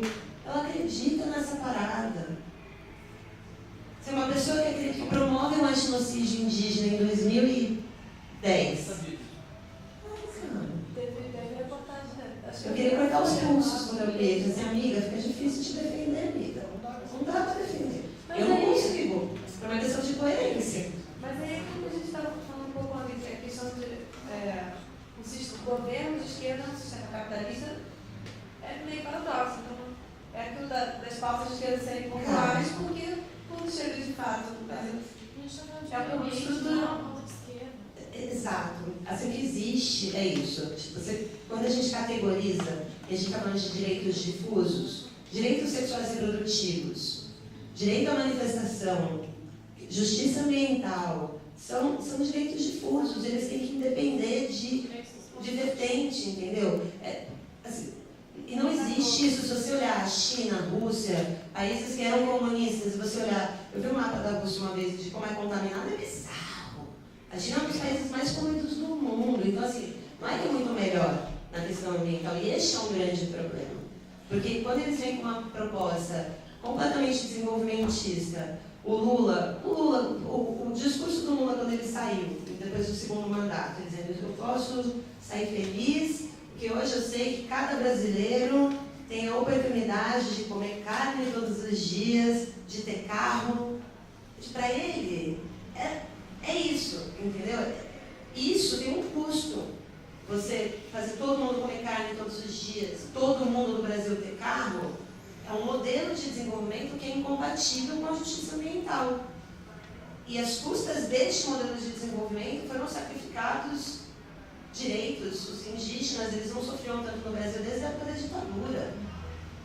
Foi a menor demarcação e homologação de terras indígenas da história do Brasil desde a ditadura.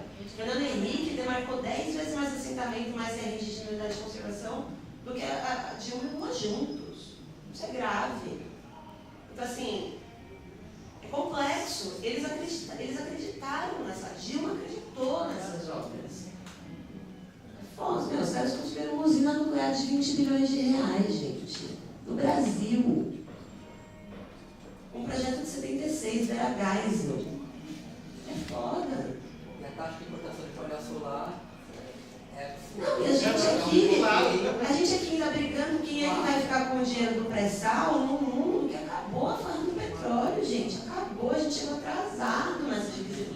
Querer ser dos clubinhos que ficaram ricos com o petróleo. A gente deveria estar correndo atrás do que a gente tem aqui de aproveitamento energético, ter transformado a Petrobras numa verdadeira empresa de energia e não de petróleo, diversificado. Não, tem essa intenção. Não tem, não. Porque se você olhar os planos nacionais de energia, não tem investimento para isso. A Petrobras, vou contar uma história, a última coisa que eu vou falar, porque eu também acho que precisa ir mesmo. A Petrobras, quando foi prospectado o pré-sal, imediatamente a Petrobras chegou nas faculdades de engenharia federais e falou: precisamos formar engenheiros navais. Há mais de 10 anos isso. Todo engenheiro naval já está empregado no segundo ou terceiro ano.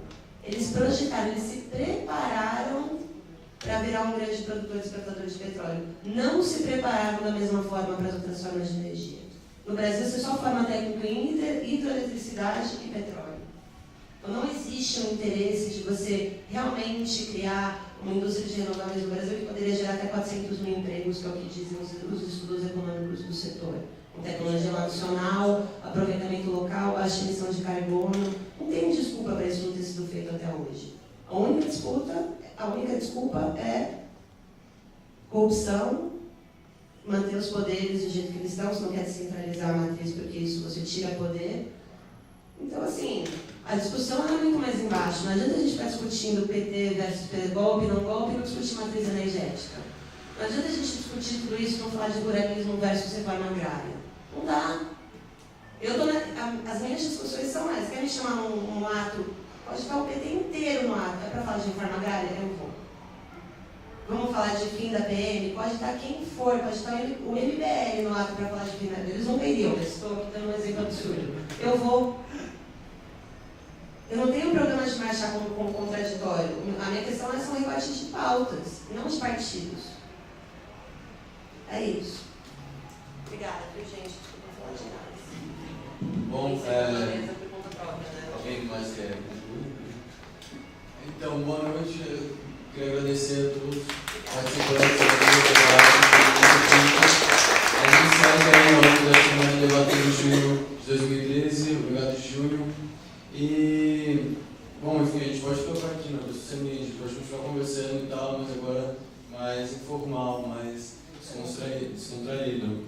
E é isso, também queria, para quem não conhece aqui o espaço, para curtir nossa página no Facebook, ver a nossa programação. A gente tem feito bastante debate, lançamento de livro, clube de leitura, rodas de leitura, enfim, uma pluralidade de atividades, todas abertas. Posso fazer uma propaganda aqui, né? Eu estou fazendo um crowdfunding de distribuição do longa-metragem, que eu escrevi e dirigi, e eu estou oferecendo uma oficina de criação literária aqui na